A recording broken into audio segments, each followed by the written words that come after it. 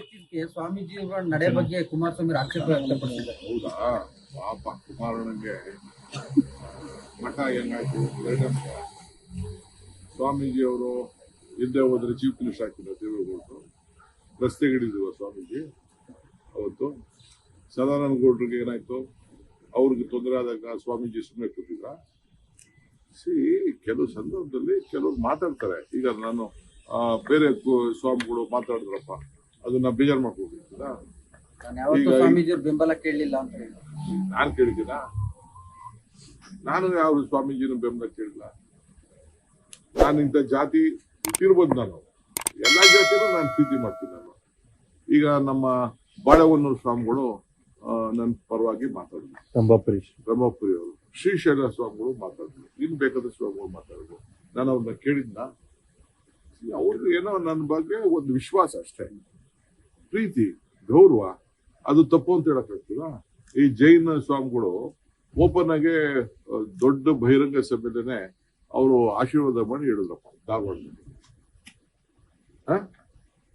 So ಈಗ ಧರ್ಮಸ್ಥಳದಲ್ಲೂ ಕೂಡ ನಾನು ಓದೋ ಸಂದರ್ಭ ಅವರು ಒಂದಿನ ನನ್ನ ಹತ್ರ ಯಾವುದೊಂದು ಪ್ರೋಗ್ರಾಮ್ ಮಾತಾಡಿದ್ರು. ಸೊ ನಾನು ಅವ್ರು ಕೇಳಿದ್ದ.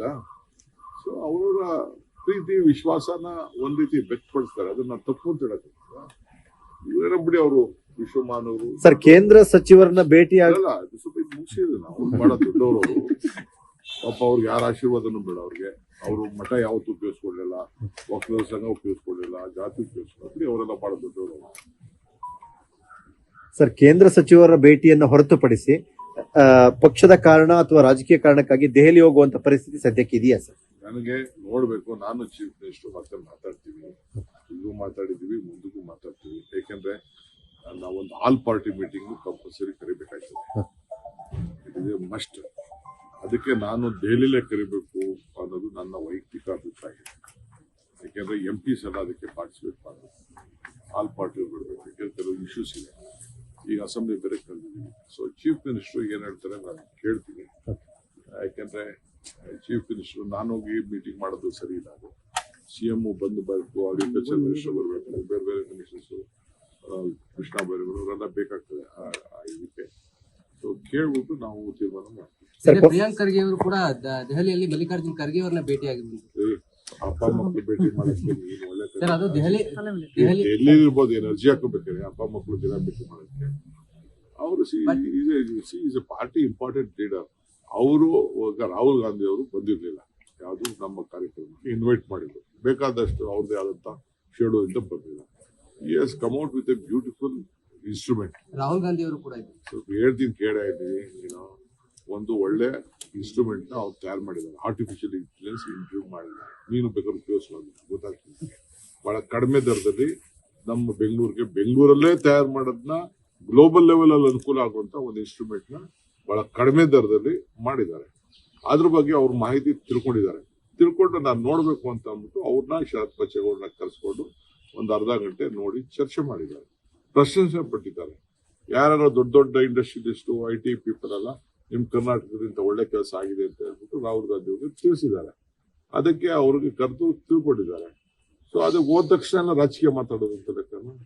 ಅಪ್ಪ ಮಕ್ಕಳು ಸೇರಿದಾಗೆಲ್ಲ ಮಾತಾಡ ರಾಜಕೀಯ ಅಂತ ಮಾಡಿದ್ರೆ, ಅಣ್ಣ ತಮ್ಮದಿರು ಸೇರಿದಾಗೆಲ್ಲ ಮಾತಾಡ, ಬೇರೆಯವ್ರದೆಲ್ಲ ನಿಮ್ ಲೆಕ್ಕ ಇಲ್ಲ, ನಮ್ದು ಮಾತ್ರ ಲೆಕ್ಕ.